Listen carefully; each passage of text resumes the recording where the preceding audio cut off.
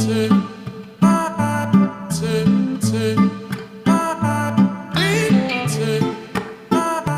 sa nakakagulat sa ngayon ang dating senador na si Antonio Trillanes may panibagong pasabog na umano'y hindi matatapos ni BBM ang kanyang 6 years bilang President ng Pilipinas. Magandang araw sa inyong lahat. Narito ang ating latest update na kung saan ang dating senador na si Antonio Trillanes may panibagong pasabog ngayon kay President Bongbong Marcos. Narito ang isa sa nakakagulat. Panoorin pa natin ang full video. Ako naman si Kudinder TV. Ano pwedeng mangyari kay BBM kung hindi ma-impeach at matanggal sa pwesto itong si Sara Duterte at ma-survive niya itong political turmoil na ito? What could happen to BBM? Ako, I'm almost certain that hindi niya matatapos yung kanyang termino kung hindi niya ma-impeach si Sara. Kung hindi mako-convict, kung hindi ma-remove via impeachment. Bakit? Kasi nakita mo, nagiging bolder and bolder, nagiging brazen sa kanyang mga pagkilos. Lalo na pagka na-survive niya ito. Kasi kung wala kang gagawin, the same.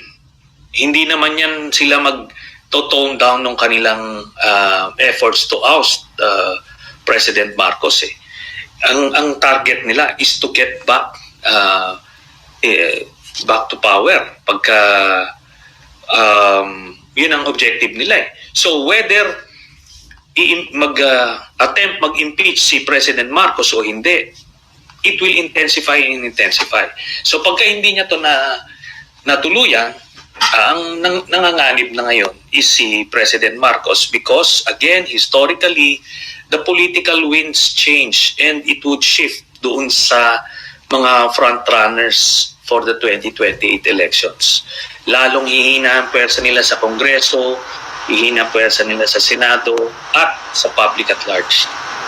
When you say you're almost certain na hindi niya matatapos yung termino niya, kung ma-survive ito ni VP Sara Duterte, what exactly do you mean? Are you talking here of ouster through something similar to EDSA 2 or impeachment? Baka siya naman na ma-impeach, di ba? Ano na mga nakikita yung senaryo? At this point in time, and having seen the Dutertes, sinasabi nila mismo, di ba? All options are on the table dyan. Kung ang end nila is makabalik sa pwesto, then gagawin nila lahat. Ngayon, if you're talking about impeachment, imagine from now until 2028, do you think wala nang political and economic crisis na kakaharapin ng Marcos administration? For sure meron yan. Pagka nagkaroon lang ng isang socio-economic or political crisis, ditong pwersa nila Duterte, having survived the impeachment, assuming, they would just be waiting in the wings to take over when they need to. Yun. And ito, yung chatter sa PMA chat groups, masyadong significant. Hindi na ito static. Kaya makikita mo na kung meron sila ngayon, lalo ng palakas ng palakas yan. Remember, iisipin nila pag nakapwesto si Sara, ano yung pwestong ibibigay sa kanila. So merong ganong personal interest na papasok yan. Yung progressive military career na sinasabi natin sa PMA. It could be too tempting for these PMAers to resist.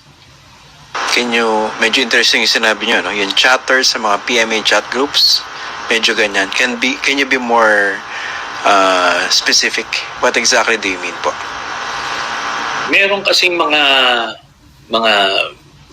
Duterte, lalo na sa mga retired ranks. And masyado silang bold sa kanilang mga pronouncements. They're looking for any opening against the administration.